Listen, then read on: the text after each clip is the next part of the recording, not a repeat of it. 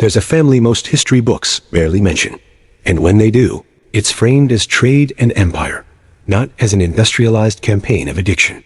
The Sartre of cliché would call them villains. Historians call them merchants. I call them architects of disaster. A century before the Sacklers made fortunes selling pain, another dynasty mastered a darker trade on a far greater scale. They didn't invent addiction, they organized it. They turned whole regions into suppliers and whole nations into customers. When the body count rose into the millions, they did not go to jail. They received knighthoods, docks named after them, libraries with their coats of arms. This is the story of David Sassoon and his heirs, the opium cartel that helped build modern India and broke China. We begin in 1832. A Jewish merchant family flees persecution in Baghdad. The patriarch, David Sassoon, moves through Persia and lands in Bombay, a booming colonial port under British rule. He arrives poor, but with three indispensable assets: a dense network of merchant contacts across the Middle East, an instinct for political navigation learned from his father's courtly service, and the ruthless timing to see opportunity when it opened. What Sassoon walked into was not normal commerce. The British East India Company was not a corporation as we imagine one today, was a corporate state, an armed, semi-sovereign entity with its own laws, armies, customs posts, and revenue systems.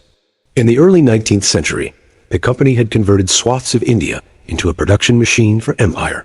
Its most lucrative product wasn't cotton or tea, it was opium. Here's the economic problem the empire faced. Britain was addicted to Chinese goods, above all, tea. But China wanted nothing Britain made. Silk, porcelain, tea.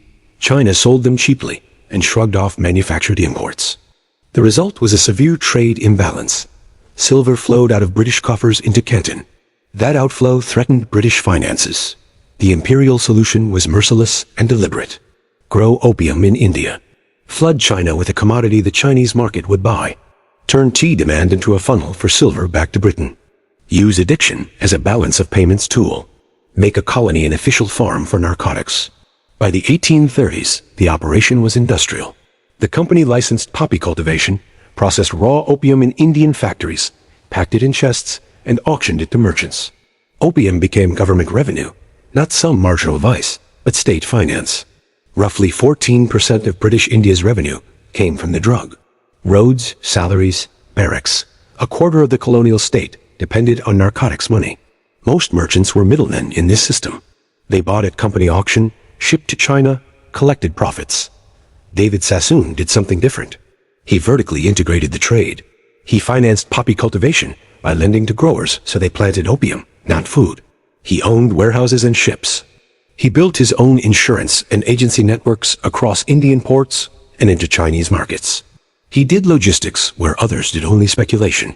He financed shipping, he underwrote risk, and he hired agents fluent in local languages who could navigate corrupt officials on both sides of the trade.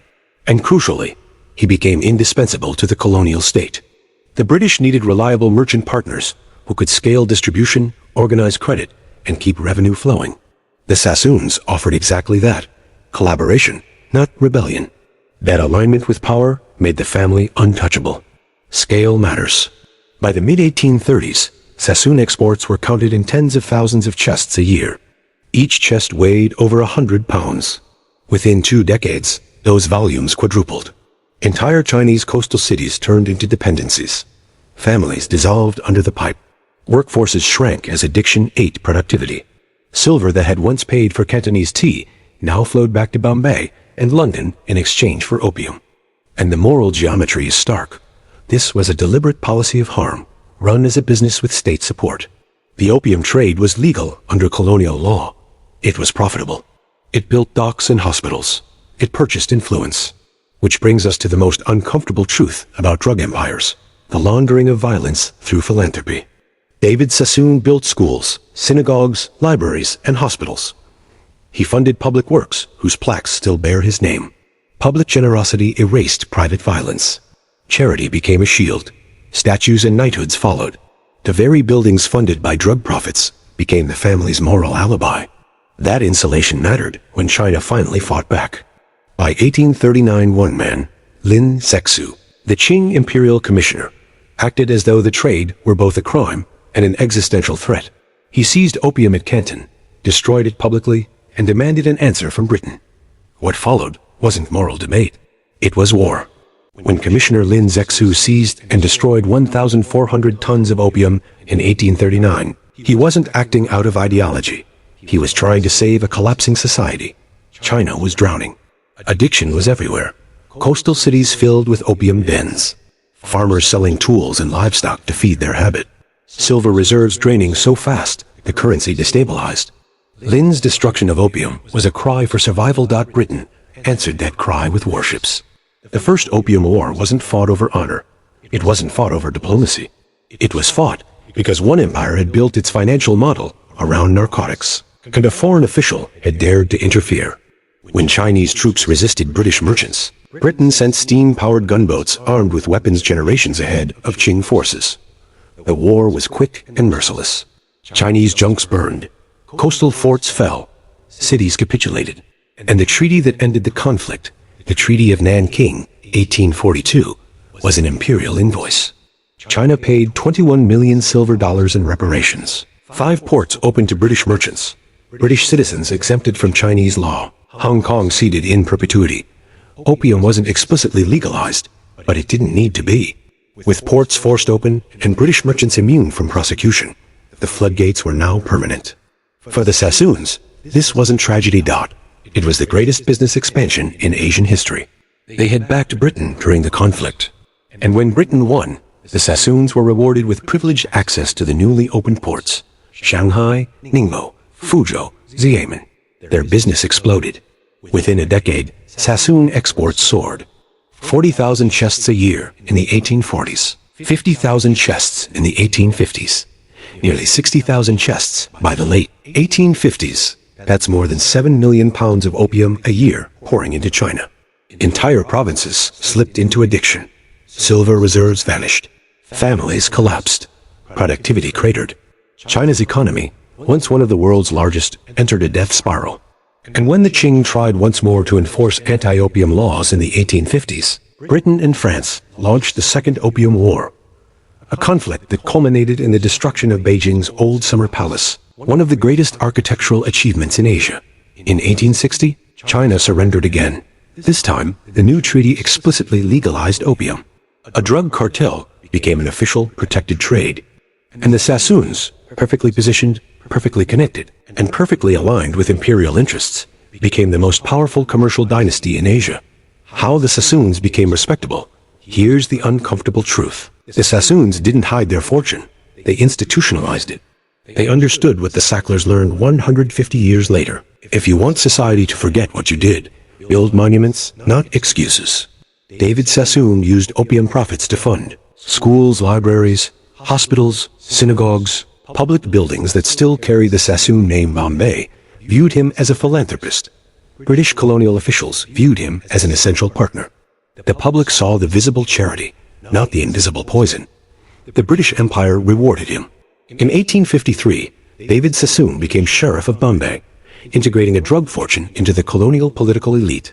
In 1872, his son Albert Abdullah Sassoon was knighted, a Knight Commander of the Order of the Star of India. In 1873, Albert became the first Jew ever granted the freedom of the City of London, a civic honor even the wealthy Rothschilds had never received. Think about that. The British political establishment embraced, celebrated, and ennobled a family whose wealth came from orchestrating the largest drug epidemic in world history. That's how reputations are laundered, not with secrecy, but with charity, symbolism, and proximity to power. The Sassoon Empire expands across Asia. By the late 1800s, the Sassoons were no longer just drug traffickers. They were industrialists. Opium money funded legitimate ventures, textile mills in Bombay, real estate in Shanghai, banks across Asia, shipping companies, insurance firms, infrastructure, projects, railway, investments. They diversified faster than any competitor. They built a global network long before the word globalization existed. By 1900, the Sassoons controlled factories, shipping lines, trading houses, opium supply chains, banks, and thousands of employees. Their empire stretched from Bombay to Hong Kong to Shanghai, and everywhere they went, British governors and colonial officials welcomed them as allies. They were the respectable face of a drug empire, but history has a sense of irony. The collapse of the Sassoon fortune, when the Chinese Communist Party took power in 1949. One of its first moves was nationalizing all foreign-owned assets. For the new regime, the Sassoon name was not associated with philanthropy. It was synonymous with exploitation and humiliation. Every building, every warehouse, every bank branch, every property the Sassoons owned in China vanished. Overnight, billions in today's dollars evaporated. Victor Sassoon, the last major heir, fled Shanghai just ahead of the communist takeover, carrying whatever liquid wealth he could save. He died in the Bahamas in 1961.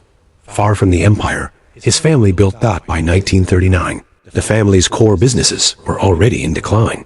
By the 1980s, the remnants of their company were deemed totally unfit for directorship by the British government. The drug fortune that built modern Bombay, reshaped global trade, and broke China melted into history, preserved only in buildings, plaques, and legacies that politely ignore the cost. The lesson, and why it matters today, this is not ancient history. This is the blueprint. The Sacklers didn't invent the model, they copied it. The Sassoons demonstrated that addiction can be industrialized, nations can be turned into markets, governments will protect profitable destruction, philanthropy buys absolution, and money erases memory. Opium, OxyContin, FENTANYL. The products change. The Sassoons perfected the con. Others simply scaled it.